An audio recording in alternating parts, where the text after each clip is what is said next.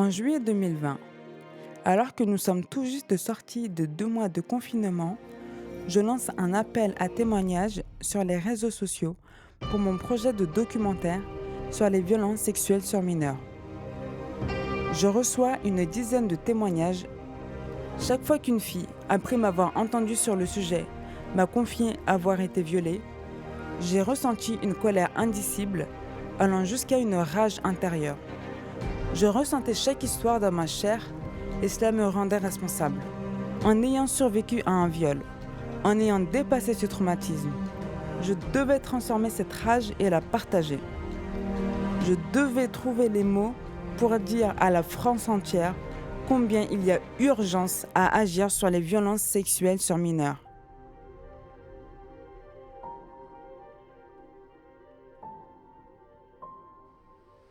Quand j'avais 5 ans, j'ai été agressée par le fils de ma nourrice. Les souvenirs du coup sont venus un peu plus tard. Quand j'ai eu 16 ans, j'en ai parlé pour la première fois à ma sœur. Et ma sœur, elle m'a dit bon, il faut que tu le dises aux parents. Et je l'ai dit à mes parents ensuite.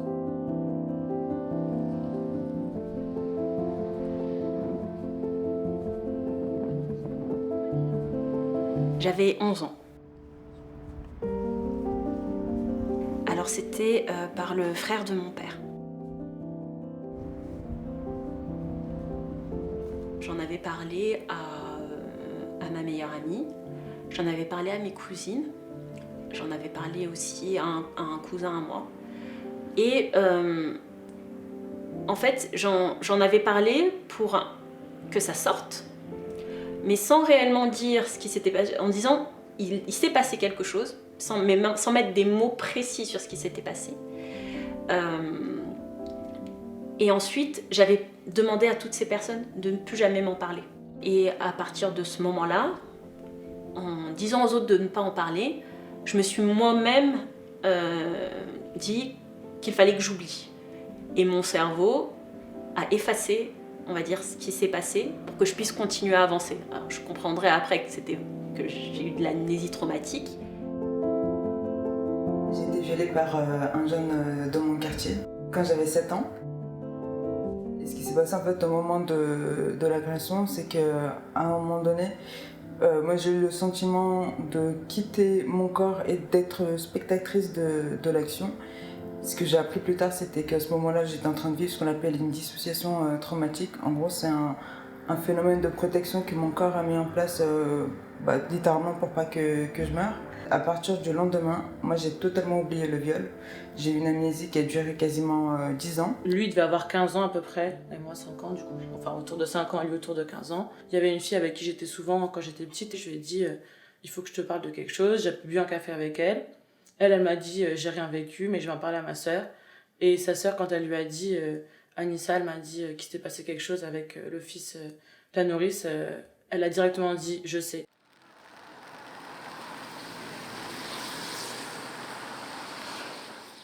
Et en fait, le moment de l'agression, ce que je me souviens surtout, c'est l'escalier pour monter. Et pendant longtemps, moi, dans ma chambre, quand j'étais petite, il y a un escalier et mon lit est en haut. Et j'ai eu un moment où je voulais plus monter cet escalier, où je refusais de dormir là-haut. Donc mes parents, ils comprenaient pas. Et après, j'ai compris avec le temps que c'était vraiment le flash de cet escalier que je voulais plus monter. À 16 ans, du coup, après, j'ai eu de l'épilepsie.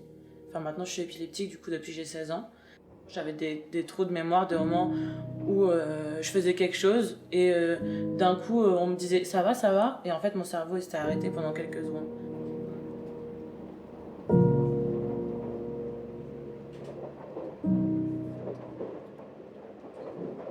À l'université, c'est là où j'ai rencontré mon actuel mari. On s'est rencontrés sur les bancs de la fac et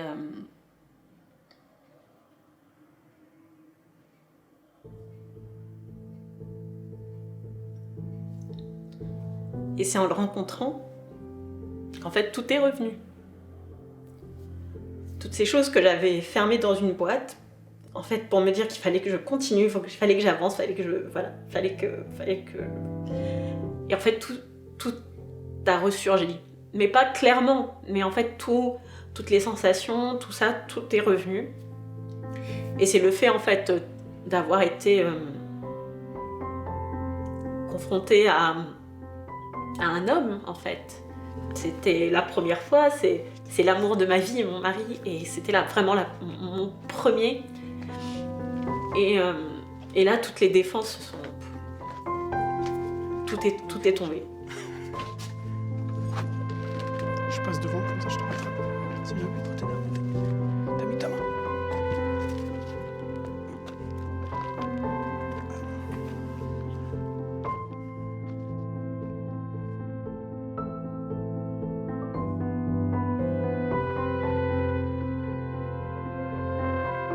J'allais avoir 19 ans parce qu'on était début juillet. Je regardais un téléfilm sur France 2. Dans ce téléfilm, à un moment donné, il y a une scène de viol. Et en fait, au moment où je vois la scène de viol à la télé, là, d'un seul coup, il y a tous les souvenirs qui me reviennent en une seule fois, de manière hyper limpide. Et c'était extrêmement violent parce que... parce qu'en fait, c'est hyper surprenant en fait, d'avoir d'un seul coup le traumatisme qui revient comme ça. Surtout qu'à 19 ans, j'étais encore très jeune et donc du coup pas forcément armée à ce moment-là pour me rappeler de tout. Et ce qui est d'autant plus violent, c'est qu'en fait, au moment où les souvenirs reviennent, les sensations reviennent également. Et donc j'avais vraiment l'impression de revivre une deuxième fois le viol. L'amnésie traumatique, ça fait partie des conséquences des violences sexuelles. L'amnésie traumatique, ça va toucher principalement des victimes de violences sexuelles qui ont subi des agressions lorsqu'elles étaient mineures. Si vous voulez, le cerveau ne comprend pas du tout ce qui se passe. On va avoir des phénomènes d'amnésie traumatique dans des cas de violences extrêmes, comme les violences sexuelles ou les viols, ou encore dans d'autres cas, comme des meurtres, des attentats ou des génocides. Donc on est quand même dans des cas de crimes assez violents. Et en fait, c'est tellement violent pour la psyché humaine d'être confronté à de tels événements que le cerveau va occulter partiellement ou totalement le souvenir de l'agression. Donc, il va le reset de la mémoire des victimes. Mais c'est pas parce que le souvenir est absent de la mémoire des personnes que il est absent de leur corps. C'est-à-dire que les personnes ne vont pas avoir de manière consciente le souvenir de l'événement dans leur tête, ou parfois ça peut être, si c'est une amnésie partielle, ça peut être que par bribes, par des images. Par exemple, quand Anissa décrit « j'avais le souvenir d'un escalier, je ne pouvais plus monter un escalier », là on est déjà dans une amnésie traumatique partielle. Du coup, j'en parle à ma mère en lui donnant la lettre que j'avais écrite un an avant, quelque chose comme ça. C'est trop dur de le dire directement. Et elle me dit d'accord, directement elle me comprend, elle me dit est-ce que ça va, est-ce que tu veux voir un psy. Elle est compréhensive. Mon père, c'était pas la même chose. Il est dans le déni directement. Il dit c'est pas possible. À cet âge-là, on mélange un peu tout. Les relations entre filles et garçons, c'est compliqué. Elle a dû mélanger, nanana. Donc c'est un peu dur à ce moment-là. Je me dis bon super le soutien.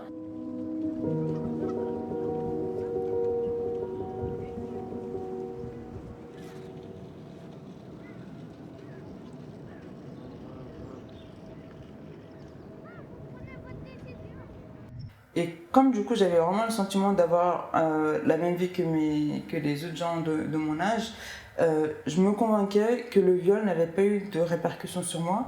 Et en fait, surtout en me disant que le viol n'a pas de répercussions sur moi, j'avais un peu l'impression de reprendre un pouvoir qui m'avait été enlevé au moment de l'agression. J'avais l'impression que si je disais que le viol m'avait touchée, je donnais un pouvoir à mon agresseur, et ça, je voulais pas lui donner ce pouvoir-là. Et donc du coup, vraiment, j'ai d'une certaine manière résisté de toutes mes forces en me disant ça ne m'a pas touché, j'ai la vie de tout le monde. Sauf qu'en fait, j'étais dans une tristesse absolue, mais que je ne voyais même pas à ce moment-là. Je savais juste que j'étais en mal-être et que j'étais en souffrance. Et à ce moment-là, je me suis dit non, en fait, là, même si ça me coûte de le dire, je dois reconnaître que le viol m'a quand même touchée, et je suis obligée d'entamer une thérapie parce que je sens que je vais pas bien et j'ai pas du tout envie de continuer à vivre avec ce mal-être-là plus longtemps. De 2013 à 2016, j'ai vu au total 8 thérapeutes, j'ai vu des psychologues, des psychiatres, une hypnothérapeute. Et moi, quand j'allais voir les soignants, je leur disais j'ai été violée, je viens vous voir parce que j'ai été violée et je veux qu'on traite ce sujet-là. Et donc du coup, il y a un moment où j'étais totalement désespérée. Je me disais, en fait, ça fait comme 6 personnes que je teste avec des approches et des théories différentes. Et en fait, à chaque fois, ça fonctionne pas. Et j'avais vraiment le sentiment que genre, j'étais condamnée à souffrir toute ma vie.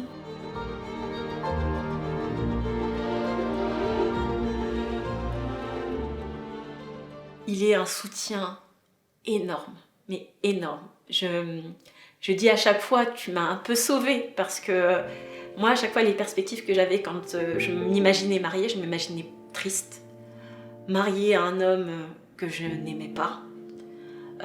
Mariée à un Comorien, parce que c'est très important dans notre communauté. Il faut que ce soit un Comorien, parce que oui, celui que j'ai rencontré n'était pas Comorien, mais pas du tout. On s'est rencontrés exactement dans le bâtiment derrière, là-bas.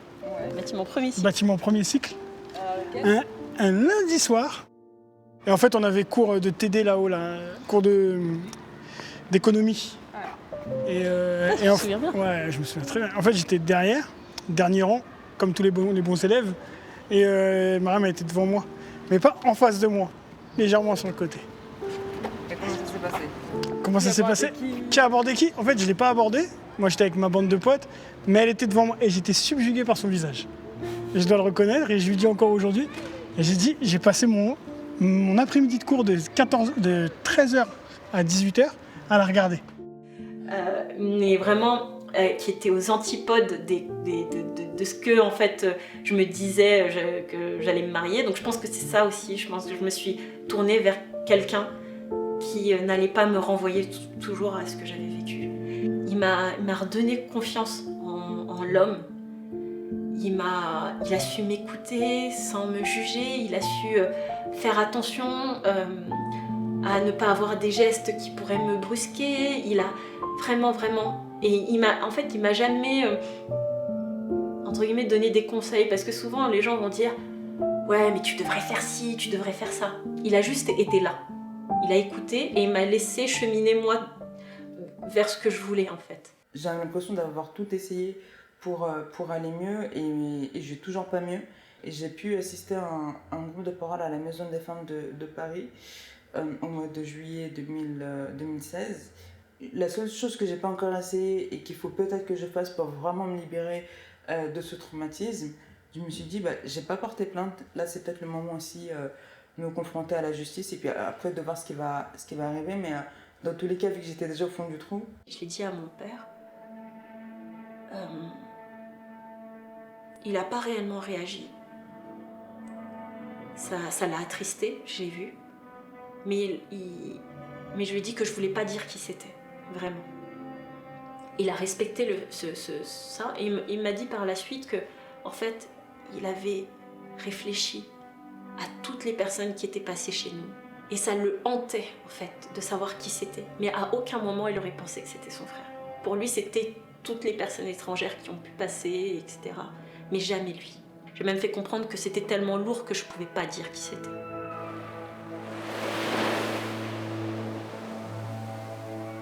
J'ai réalisé quelque chose, c'est que mon oncle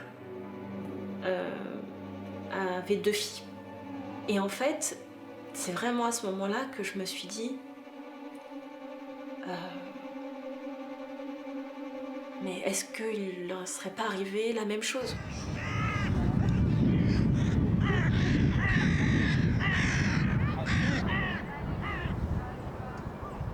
Quand on se renseigne sur les violences sexuelles, quand on lit sur le sujet et qu'on est au fait de ces réalités-là, on sait qu'un agresseur ne viole jamais qu'une seule fois. Dans son roman autobiographique La petite fille sur la banquise de Adélaïde Bon, donc l'autrice qui a été violée dans son enfance a eu droit à un procès contre son agresseur. Au moment du procès, il y a 70 victimes qui se constituent partie civile et qui témoignent au moment de l'audience.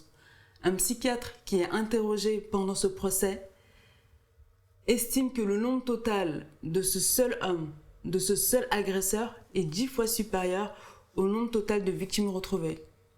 Donc pour le dire autrement, ce seul homme, parce qu'il n'a jamais été condamné par la justice, aurait violé jusqu'à 700 personnes. Plus les années passaient, plus j'avais beaucoup de doutes, notamment pour la plus grande. Elle était très réservée.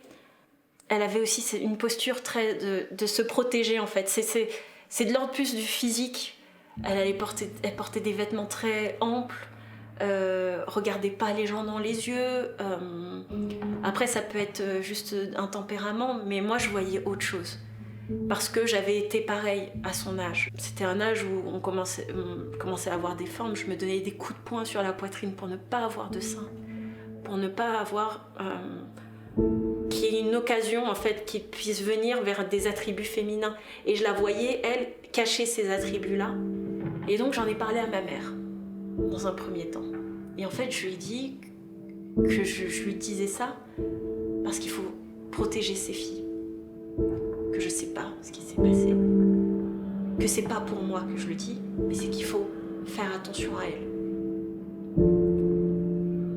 Et je lui ai dit, n'en parle à personne, et n'en parle surtout pas à papa parce que ça le tuerait. À 17 ans, j'ai dit à ma mère, là, faut aller porter plainte, je vais aller porter plainte. Et puis je savais que j'étais encore mineure, donc j'allais pas aussi avoir affaire à ceux qui s'occupent des mineurs, donc peut-être que je me suis dit ça allait être un peu moins violent quand il y a un peu le tabou de on touche pas au corps des enfants, alors quand t'es une femme, être violée, c'est encore autre chose. Et après, ils m'ont dit qu'il fallait que j'aille voir un psy pour faire une expertise psychologique pour pouvoir après faire le procès. Le procès, ils m'ont dit on sait pas trop quand ce sera, on vous donnera des nouvelles. Donc ça a été encore un truc violent, l'expertise psychologique. Parce que bon, franchement, être dans un petit cabinet avec un homme blanc vieux qui est en train de me poser des questions là-dessus, tu le connais de nulle part et qu'il est vraiment... ça se voit qu'il veut savoir si tu dis la vérité. En gros, c'est ça qu'ils nous disent. Ils nous disent allez faire l'expertise psychologique pour voir si, en gros, vous êtes bien psychologiquement, pour vérifier si ce que vous dites est vrai et si vous n'êtes pas dans un délire, quelque chose comme ça. Expliquer plein de fois à des inconnus, c'est encore une autre violence, quoi. Pour moi, j'ai l'impression qu'il y a plusieurs moments de violence dans les agressions. C'est le moment où tu vis l'agression, ou en tout cas... Et les moments où tu as des flashs plus tard, c'est pas forcément au même moment que tu vois la violence que c'était. Le moment où tu le dis à ta famille, suivant la réaction, et le moment où tu vas le dire à la police, à la justice en général, souvent c'est presque l'un des moments les plus violents parce qu'il y a toute la société qui va te juger. Et pas te juger positivement, elle va d'abord se dire peut-être qu'elle ment.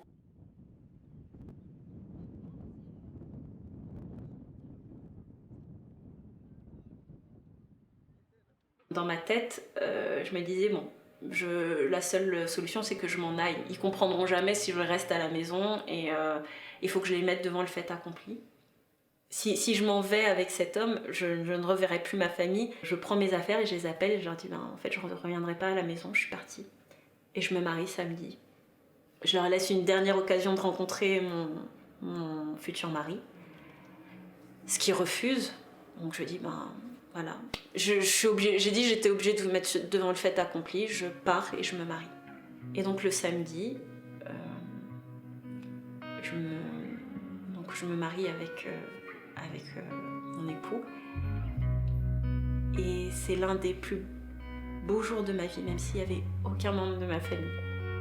Il y en avait quelques-uns, il y avait ma sœur qui était là. Mais en fait, c'était un soulagement. Parce que clairement, à ce moment-là, j'ai dit, je tire le trait de tout ce qui s'est passé derrière. Et je commence ma vraie vie, en fait. C'était une grande fête, on était à peu près 200 personnes. Vraiment, c'était une grande... Pour beaucoup, les gens se disaient, mais putain, tu t'es mariée toute seule, il n'y avait pas ta mère, il n'y avait pas ton père, il n'y avait pas tes frères et sœurs et tout, ça a dû être dur.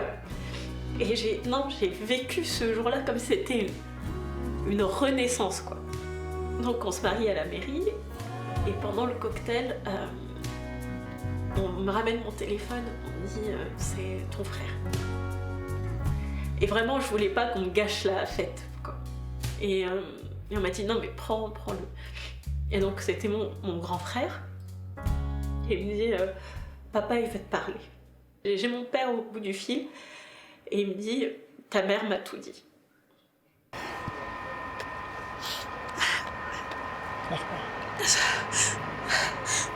Ton maquillage il va couler. Ton maquillage va fort. On peut faire une retouche maquillage? Non, elle pleure pas.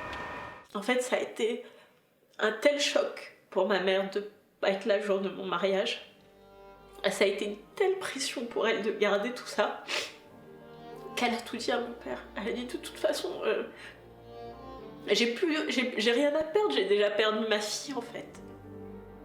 Et donc il m'a appelé et il m'a dit je veux te voir demain et je veux voir ton mari. Et donc le lendemain du mariage, on va donc chez mes parents. Et mon père remercie mon mari. Et il dit merci d'avoir été là pour ma fille. Merci d'avoir été là quand moi j'ai pas été là. Et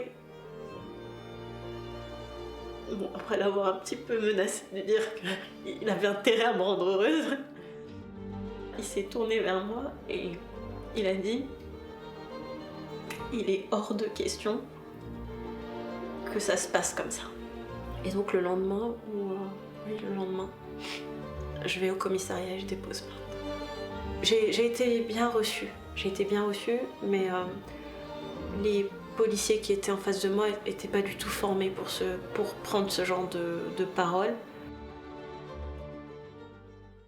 On vit dans une société où la culture du viol, elle est quand même très présente. Et moi, j'en avais déjà conscience à l'époque. Pour moi, il était hors des questions qu'on me reproche d'avoir été violée, qu'on me dise que c'est de ma faute, etc. Ça, j'étais pas capable de l'entendre. Et ce qui fait que, comme j'étais lucide, au moment où je portais plainte, je m'attends pas à ce que justice soit rendue. Et c'est ça qui est triste, en fait, de se dire, on est dans le pays des droits de l'homme, mais je pense que dans le pays des droits de l'homme, les femmes sont totalement exclues. Je me dis, j'y vais, je sais que je ne veux pas pour attendre réparation, mais je le fais vraiment parce que j'étais en souffrance, parce que j'implosais, parce que ma psy était en congé mater à ce moment-là et que j'avais pas d'espace où parler. Et le fait d'imploser, moi je voulais juste aller mieux, et dans cette envie d'aller mieux, j'avais l'impression que porter plainte comme je l'avais pas fait, c'était le nœud qui peut-être allait me permettre d'aller mieux à ce moment-là, parce que j'avais pas d'autres espaces.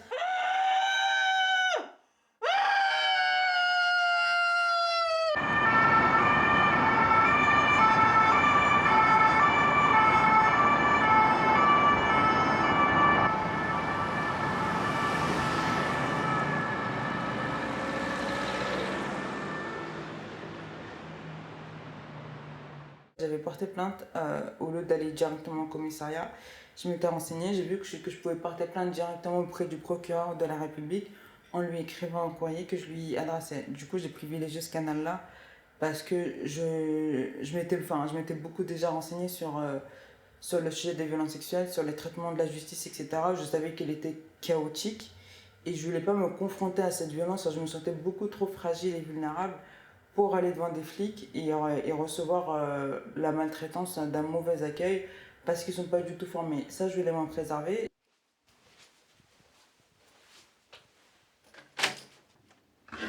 Allez, bienvenue chez moi. J'ai jamais été recontactée par la police, à part un mois avant le procès, 5 ans plus tard. Le procès dans 20 jours.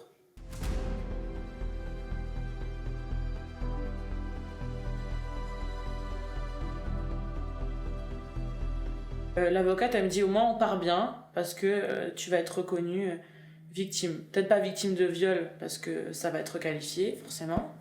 En atteinte sexuelle, ça va être requalifié. Mais au moins, il y a ça de notre côté. On va préparer tout pour que tu puisses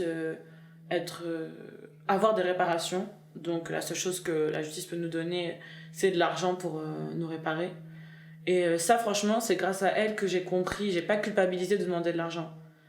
Parce que ça, franchement, on nous dit demander de l'argent, c'est comme...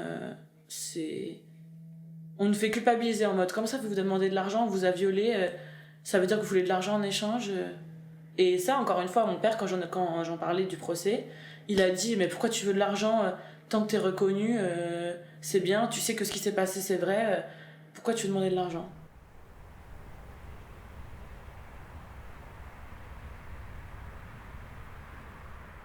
Après ce dépôt de plainte, il y a 1 an et demi, peut-être 1 an et demi qui passe, où on n'a pas de nouvelles de la justice. Et aussi, pendant cette période, Je n'avais plus de contact avec mes cousines et c'était très difficile parce que, comme j'ai dit, j'étais très proche d'elles. Mais j'ai réussi, je pense 1 an après avoir déposé plainte, parce que j'avais jamais eu l'occasion de parler avec elles. J'ai réussi à prendre contact avec la plus grande. Pour la première fois de ma vie, je lui ai réellement posé la question.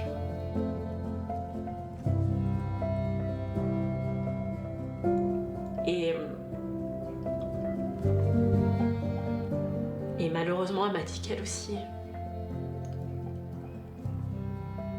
Et en fait, toutes ces années, je m'étais persuadée, peut-être que c'était pour me rassurer, qu'il leur était rien arrivé, rien, et que j'étais la seule.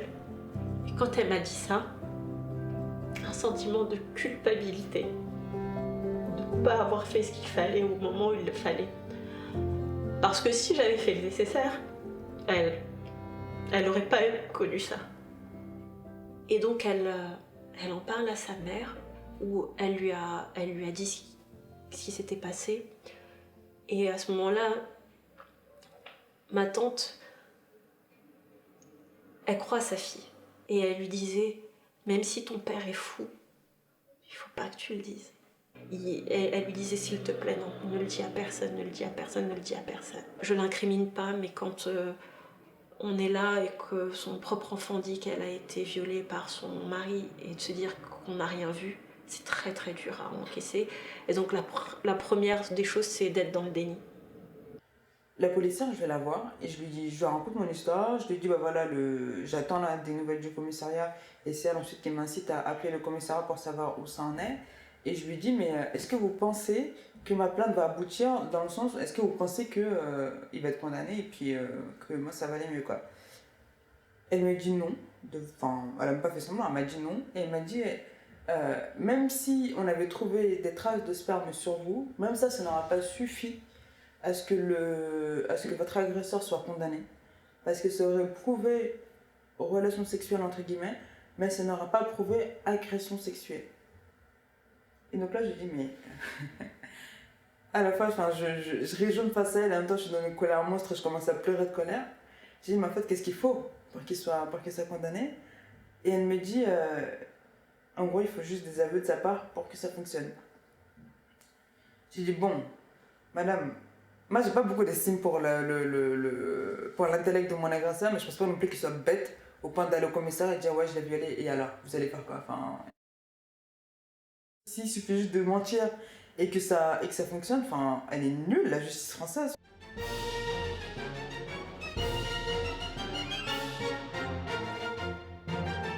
Elle a quand même dit à sa mère qu'elle allait porter plainte. Elle a eu ce courage parce que je l'avais fait avant et qu'elle était plus seule. Et donc en sortant de cette conversation, elle avait dit voilà, je te l'ai dit, mais maintenant je vais déposer plainte. Et là, elle est partie porter plainte. La liste des victimes ne s'est pas arrêtée qu'à nous deux. Il y avait eu également ma grande sœur. Et en fait, ce qui est dramatique avec ma grande sœur, c'est que elle a... En fait, depuis l'adolescence, elle a eu de très gros troubles psychologiques. On ne comprenait pas. On avait dû l'interner plusieurs fois dans des hôpitaux pour qu'elle puisse être accompagnée. On ne savait pas ce qui se passait. On pensait qu'elle était boulimique, ensuite qu'elle avait certains troubles, mais elle ne parlait pas. Et elle dépose plainte elle aussi. Donc là, on est dans une affaire où on est 3. Et il y a eu également les aveux de mon oncle.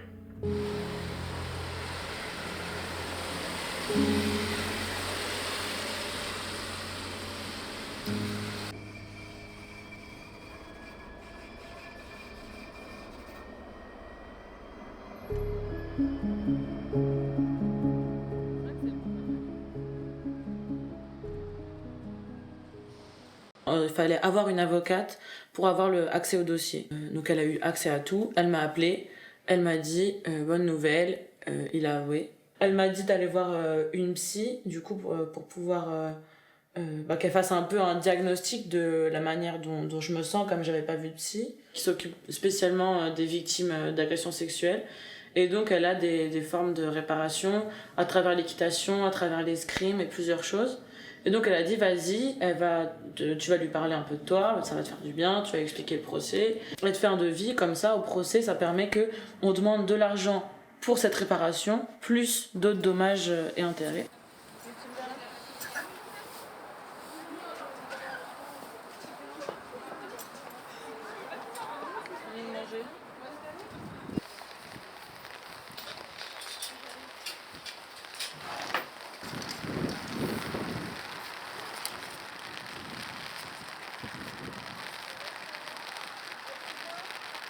Et elle m'a permis aussi de voir plein de choses sur ma vie, de comment je m'étais réparée, toute seule en fait, sans voir un psy. J'ai fait de l'équitation quand j'étais petite. Et elle me disait, mais ça fait partie des formes de réparation en fait. Ensuite, elle m'a fait des exercices sur savoir crier, savoir se lâcher. Et en fait, j'arrivais pas. Elle m'a dit, mais là, le cri. Je fais, ah. Non, mais elle dit, crie fort, lâche-toi. Et en fait, c'était trop dur. Dur. Comment on fait? Ah! C'est pas encore assez fort là. C'est rien ça. C'est rien. Ah! Encore.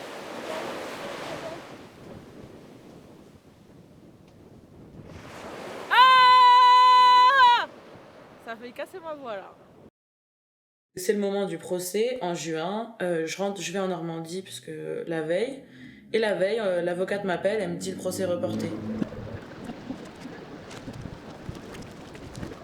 Donc en 5 ans, personne n'a pensé à donc les flics, les juges, tous ceux qui s'occupent de ça normalement. Donc une équipe quand même qui s'occupe d'une victime mineure qui a porté plainte pour viol. Il n'y en a aucun qui s'est dit tiens, si on faisait l'expertise psychiatrique de l'agresseur.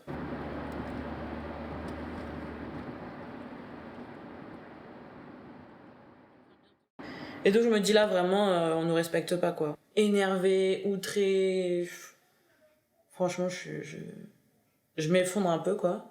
L'avocate elle me rassure, elle me dit comme ça on aura plus de temps pour préparer la plaidoirie, etc. Elle du coup elle me dit qu'elle demande 50 000 € pour de réparation. Et elle me dit d'ailleurs il y aura 2 avocats de l'autre côté, l'avocat de la défense et l'avocat de l'assurance. Et l'avocat de l'assurance, il est là juste pour défendre l'argent. Lui, c'est juste l'assurance qui l'a envoyé pour dire il demande trop d'argent de l'autre côté, va plaider que c'est trop.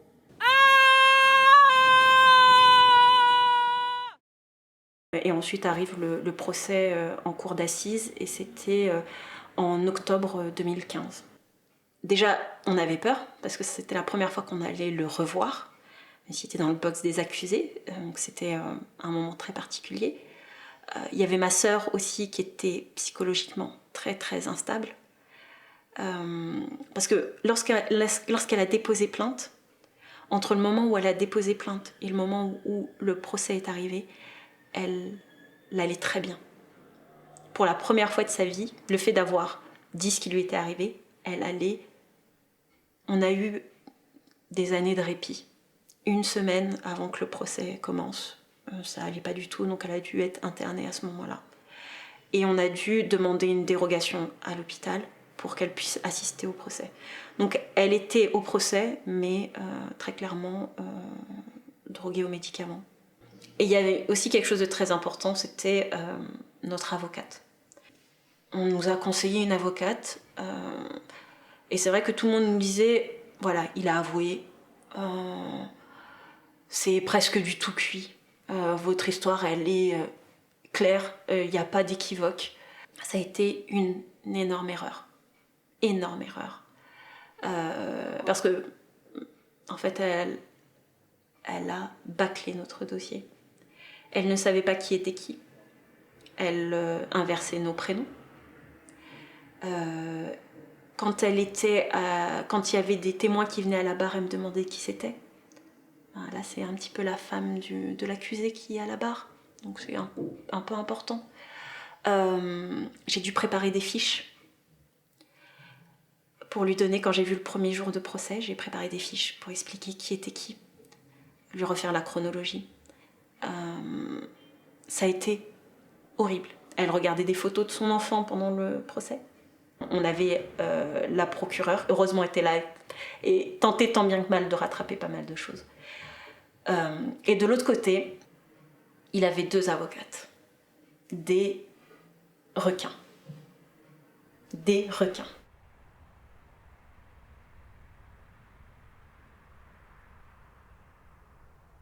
Et donc elle me prépare à tout ça, et moi je me suis dit je vais aller devant la justice avec ma mère, avec mon frère. Je me suis dit je décide que mon frère et mon père, je les oblige à être là. Il n'y a pas que les femmes qui doivent entendre ça.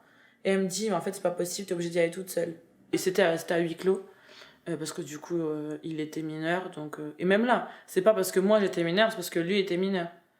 C'est à chaque fois je trouve que c'est fait par rapport à lui. Il peut venir avec ses parents parce qu'il était mineur, lui il était mineur, donc du coup ça peut pas être un procès public. C'est à aucun moment c'est ce que la victime déciderait, parce que moi j'aurais décidé que tout le monde puisse voir le procès, mais on me demande pas mon avis.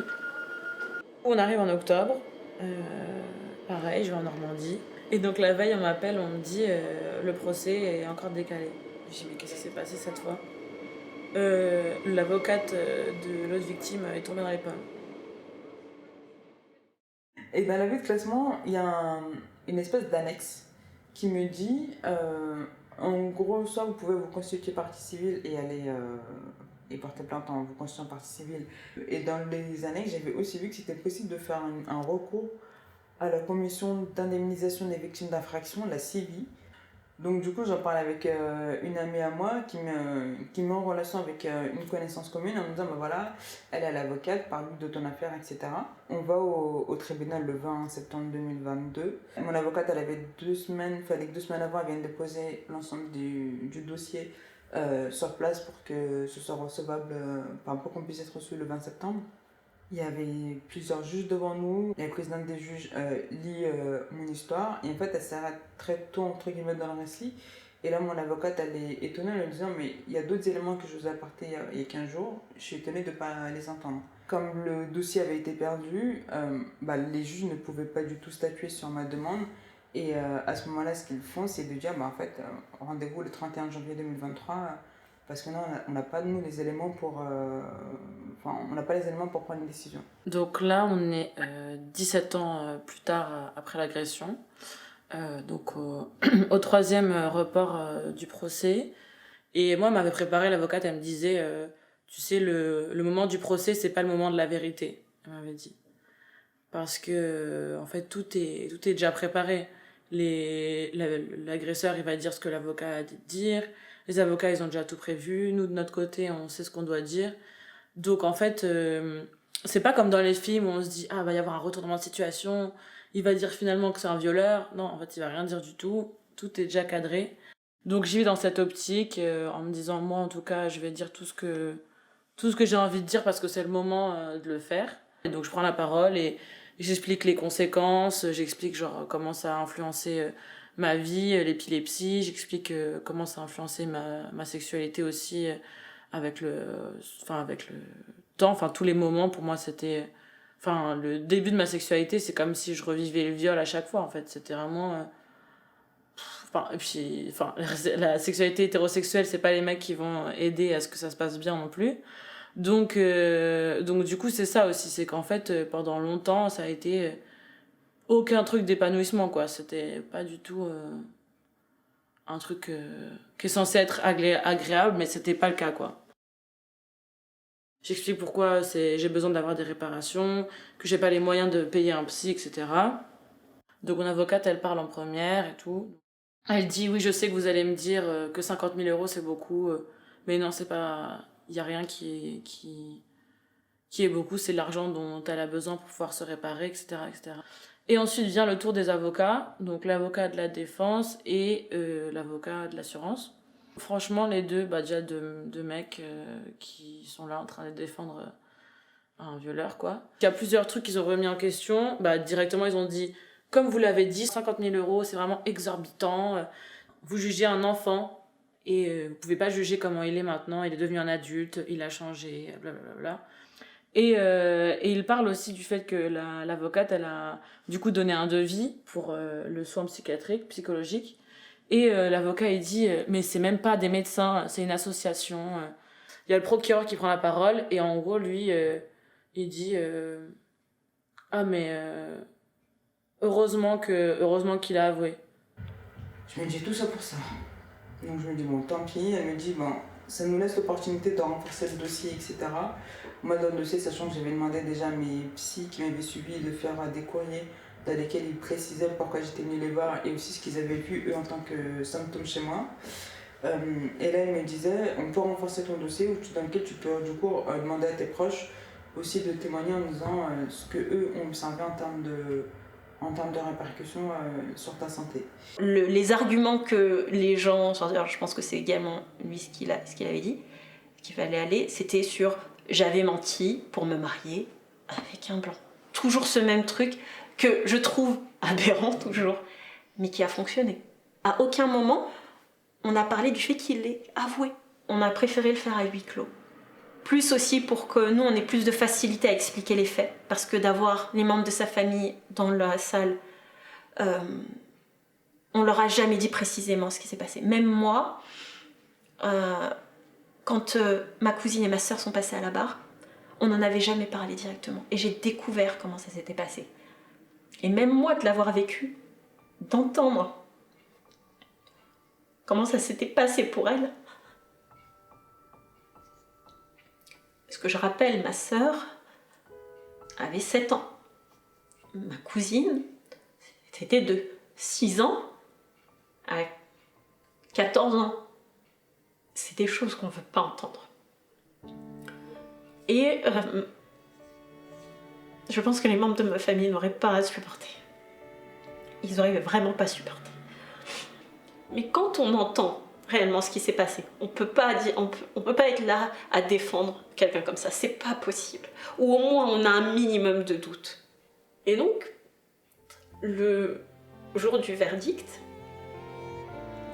et le jour où notamment elle nous a fait sortir de la salle, je me souviens que quand elle est sortie, on a dit, alors, elle nous a dit, là ils vont délibérer, donc on va patienter. Et j'ai vu dans ses yeux qu'on avait perdu. Je l'ai pas dit à ce moment-là, mais je l'ai vu. Ils ont d'abord commencé par ma cousine, qui est sa fille. Et quand ils ont dit non coupable, j'étais plus là. J'étais plus là. Parce que si pour sa fille, on dit qu'il était non coupable, c'est sûr que le reste c'était coupable. Et il était en face de nous. Et il levait les bras en signe de victoire. Et de l'autre côté, il s'applaudissait. Ma cousine, à ce moment-là, elle était en larmes, tétanisée. Ce jour-là, on a dû la ramener à l'hôpital parce qu'elle ne réagissait plus. Ma sœur à côté qui ne réagissait pas parce que je shootais aux médicaments. Et moi, enceinte, j'ai eu des contractions. J'ai cru que j'allais perdre mon bébé ce jour-là. Ça a été l'un des moments les plus douloureux de ma vie. Et je regardais les jurés. Il y en avait certains qui n'arrivaient même pas à nous regarder. On a essayé d'être dignes ce jour-là. C'est 3 jours, pardon, parce que c'est 3 jours de procès. Entendre des choses pas possibles. Et on nous dit qu'on ne pleurait pas assez, donc c'est pas vrai. Je savais qu'il y avait de l'injustice, mais j'avais confiance en la justice dans ces affaires-là, dans les affaires de violences sexuelles d'adultes sur des enfants. Je me disais, en fait, on ne peut pas remettre en cause la parole de l'enfant, etc. etc. Je l'ai pris vraiment comme une trahison parce que je me disais, waouh, des adultes remettent en cause quelque chose où lui-même il a avoué. Je me disais, c'est pas possible en fait. C'est pas possible que des adultes crachent au visage d'enfants victimes et que le soir ils rentrent chez eux et ils se disent, j'ai bien fait mon travail ou j'ai bien pris la bonne décision.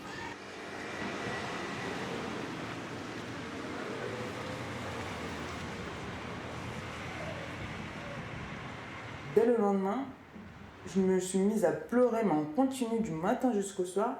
Je pleurais, et j'arrivais pas à m'arrêter. Les seuls moments où j'arrivais à peu près à être un peu calme, c'était quand j'étais au travail parce que j'étais concentrée sur une tâche. Mais typiquement, dès que je faisais une pause, hop, je partais prendre un café, j'allais aux toilettes, crouc, robinet. Ok, pleurer c'est relou, mais c'est pour la bonne cause et puis après ça va aller mieux. Et en fait là, c'est toutes les années de souffrance qui sont en train de sortir et dès que ça va se terminer, ça ira mieux. Sauf qu'un mois, 2 mois, 3 mois, à peu près, ça commence à faire très très long. Et à un moment donné, je me suis mise à prier, j'ai fait la prière. Et là, j'ai pleuré toutes les larmes de mon corps pendant que j'étais en prosternation. Et là, j'ai dit adieu. Là, ça commence à faire long. Là, je suis au bout de la souffrance. J'en ai marre, j'en peux plus. Juste délivre-moi. Parce que là, je peux plus, quoi. Je suis au max de ce que je peux supporter. Et juste délivre-moi. Enfin, j'y arrive plus. Je me rappelle que les avocates de la partie adverse sont venues nous voir. Et elles nous ont dit, on a essayé de baisser sa peine, on n'aurait jamais pensé qu'il serait acquitté. Elle a dit, la procureure est venue, elle a dit, c'est inadmissible, ce n'est pas vous qui faisiez appel, c'est moi, c'est l'État. Donc c'est la procureure qui a fait appel de la décision. Le greffier est même venu nous voir. Ma cousine qu'on a dû prendre en charge parce que son père sortait. Donc pendant les jours qui ont suivi, j'étais enceinte, en train de courir à droite, à gauche pour lui trouver un logement. J'étais à sa fac pour lui trouver des logements. On a eu la chance d'avoir des gens super qui ont répondu à la demande. En une semaine, elle était dans son logement étudiant parce qu'il était hors de question qu'elle retourne chez elle. Et pendant ce temps, il était libre. Il était dehors. Les autres pavanaient en disant « Regardez, ils ont réellement menti.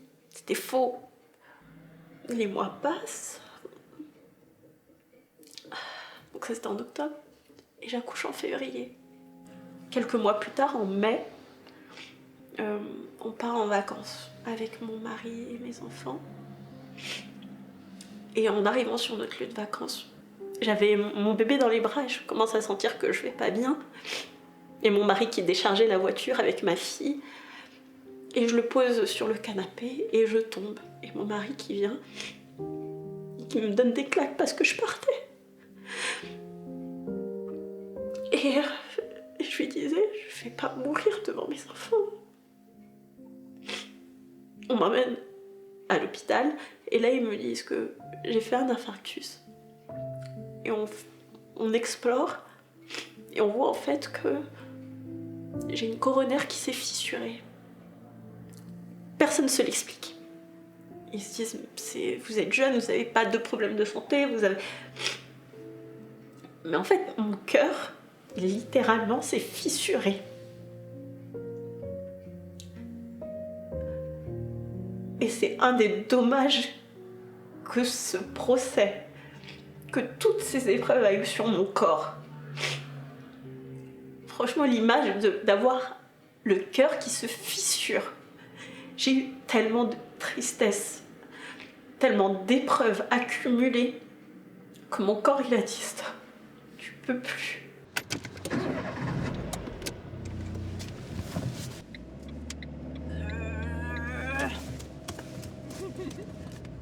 Ouais, c'est pour donner de l'élan à la voiture et qu'elle démarre. Ouh, c'est bon. Mon avocate, elle a été incroyable. J'aurais voulu la filmer tellement elle était brillante, elle était incroyable. En fait, elle a raconté toute mon histoire avec une telle justesse et c'était drôle parce que au moment où elle racontait mon histoire, j'avais une forme de familiarité parce que les mots qu'elle disait qui avaient été les miens dans le passé, ça me parlait. Donc je me dis, ah oui, c'est vrai. Et en même temps, ça me paraissait étranger parce que c'était loin. Enfin, entre-temps, j'avais guéri, j'allais mieux, etc. Mais du coup, ouais, il y avait cette familiarité, cette distance en même temps avec les mots qu'elle employait. Donc il y avait aussi ce truc où c'était gratifiant de me dire, ouais, bah, c'est aussi mon parcours. Là, ça veut aussi dire que j'ai avancé, etc. Et en fait, elle était très juste, à la fois en soulignant que les violences sexuelles que j'ai vécues s'inscrivent dans les violences de genre. Et donc, du coup, c'est plus global que ma seule histoire.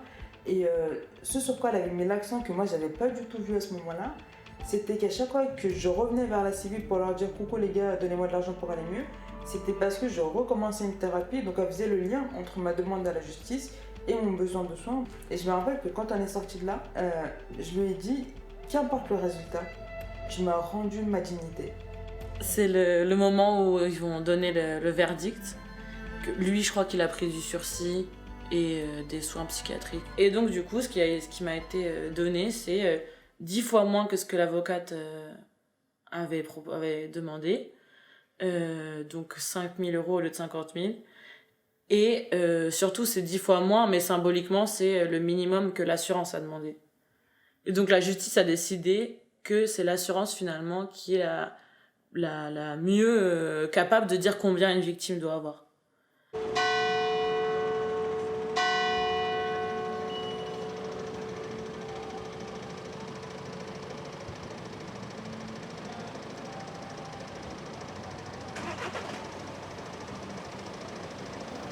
Et ça a mis du temps à arriver ce procès en appel parce que le procès en cour d'assises a eu lieu en octobre 2014 et le procès en appel a eu lieu en juin 2016. Et ben on repart en bataille. Donc là, j'ai cherché, moi, une avocate. J'en ai vu plusieurs, 3 ou 4, et on a choisi une qui nous a coûté un bras. On a payé une avocate 35 000 €. 35 000 €.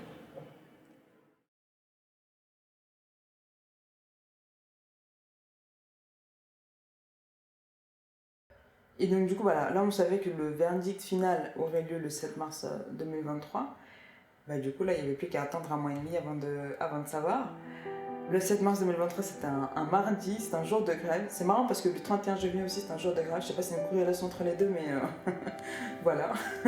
Et donc j'envoie un SMS en début d'après-midi en disant coucou Nina, est-ce que t'as la réponse machin. Elle me dit je veux tribunal, je t'appelle juste après. Là, elle m'appelle, elle me dit ça, est-ce que t'es assise? J'ai dit c'est bon, je suis armée, je t'écoute. Et là, elle me dit on a gagné. J'ai dit non.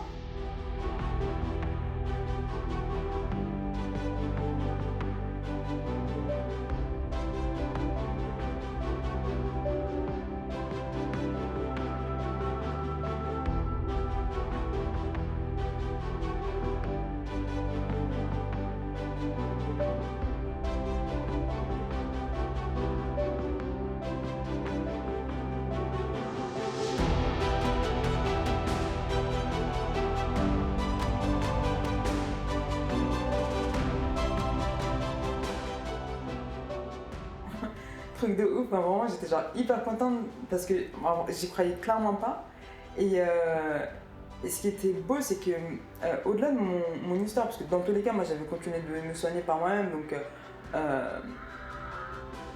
avec ou sans la décision, enfin voilà, j'ai appris à faire ça, mais du coup là c'était quand même beau d'être reconnue victime. Et dans la décision finale, à la fois j'étais reconnue victime par la justice. La justice a notamment souligné le fait que mes déclarations sont constantes autant devant mes psys, autant devant les services de police. Ils ont également souligné que mes amis attestent aussi des répercussions des violences sexuelles sur moi. Ils ont également souligné que depuis plusieurs années, je m'acharne à faire de la sensibilisation sur les violences sexuelles. Et aussi, ils soulignent également que je m'acharne aussi vis-à-vis d'eux à être reconnue victime. Et donc du coup cette insistance-là, elle participe à prouver que j'ai été victime de violences sexuelles. Et donc du coup à partir de là, ils admettent que je suis victime de violences sexuelles. Donc ça c'est déjà hyper fort que je sois reconnue en tant que telle. Ils acceptent aussi de m'indemniser à hauteur de 10 000 €. Donc c'est déjà énorme parce que c'est clairement plus que ce que j'avais demandé initialement. Et surtout, ce qui est incroyable, c'est que du coup, cette décision de justice, elle fait jurisprudence. Et ça, d'un point de vue sociétal, c'est énormissime.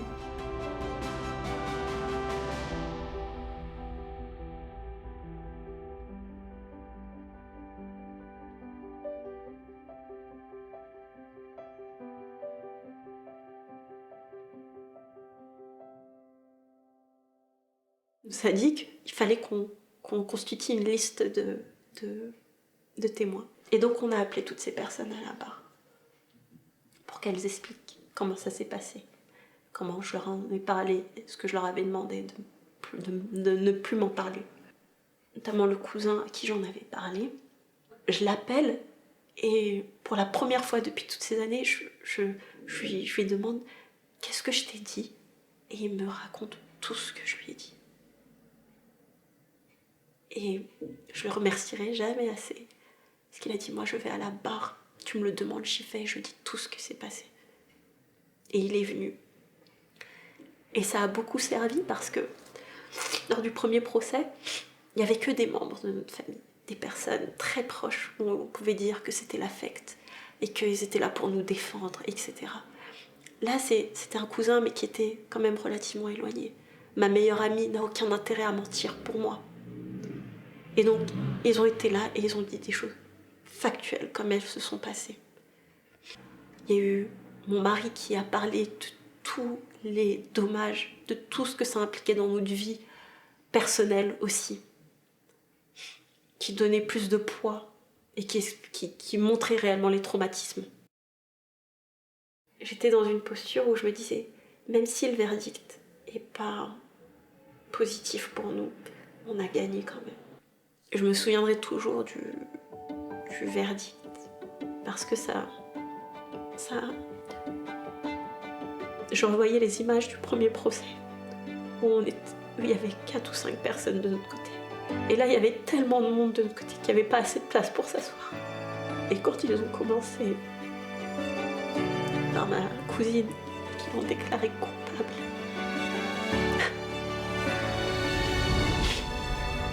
et j'étais aussi hyper fière des personnes qui étaient là, parce qu'ils n'ont pas applaudi. Parce que c'est même pas applaudir ce genre de choses. Ils ont été dignes. Donc il a été déclaré coupable pour le viol de ma cousine. Coupable pour mon viol également. Coupable pour ma grande sœur.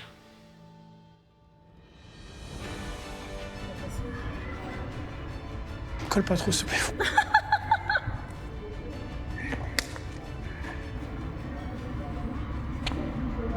Point final à ces 9 années de procédure a été posé en février 2020.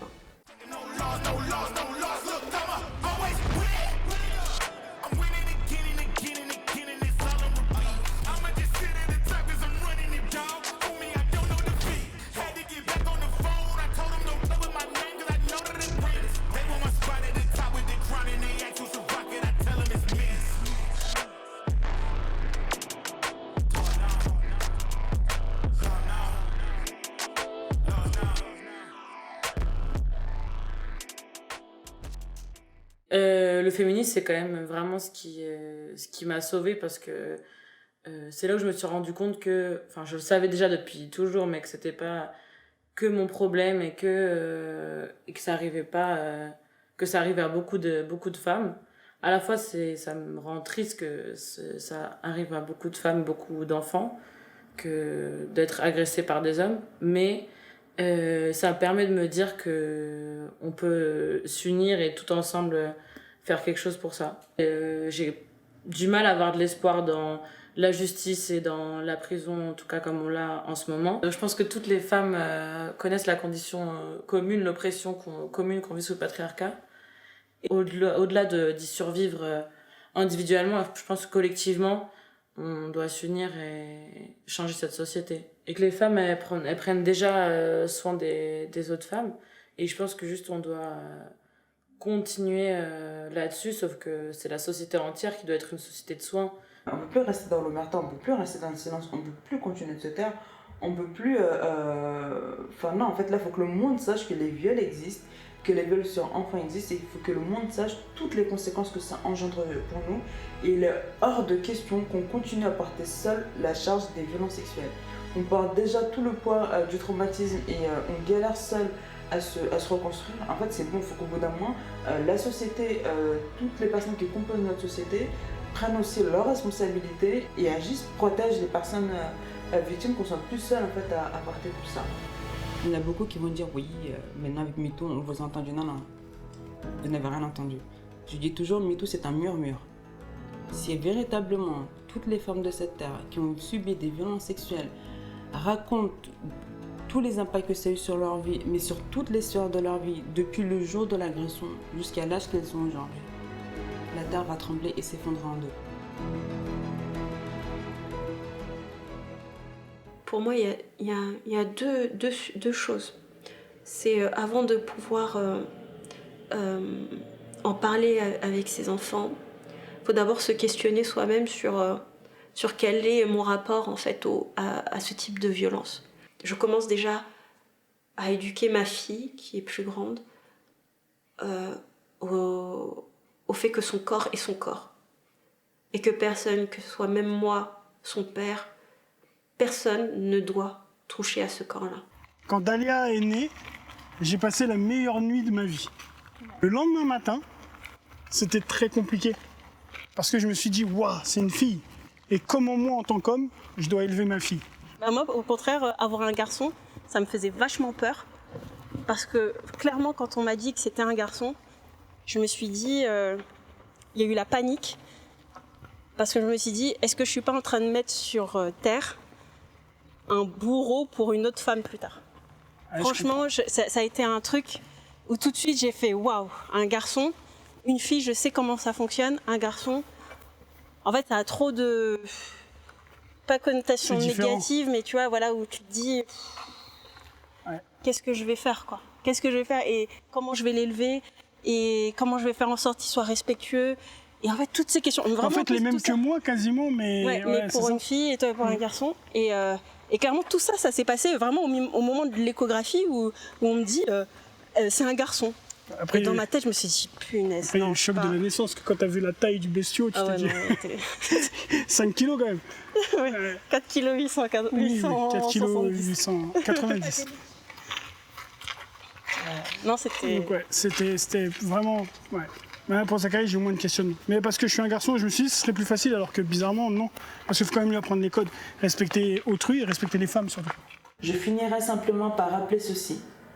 Les femmes et les enfants étant les premières victimes des violences sexuelles, cela revient à dire que nous détruisons la moitié de l'humanité d'une part et les adultes de demain d'autre part. C'est pourquoi, à mon sens, le viol est un infanticide, un féminicide, un homicide et un humanicide. Vas-y, Dalia.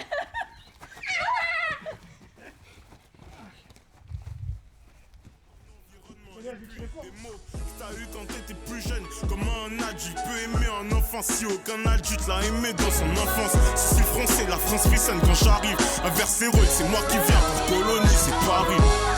Suis ta propre vision, peu importe si les gens sont contre toi. Ils voient pas ce que tu vois, aveuglé par le système. Le génie est souvent incompris et t'es incomparable. Sache que dans l'évidence se cache une part de mystère. T'es une lumière, je répète, donc continue de croire en toi. T'es celui qui a écrit les larmes du ciel, écoute ma scie. Tes échecs sapent ton moral, tu veux abandonner. Mais tes rimes font du bien au monde et le monde, tu peux le changer. La mer est cible car les larmes du ciel sont pures. Les cicatrices sont profondes, les blessures sont dures. Les gens ne peuvent pas comprendre tout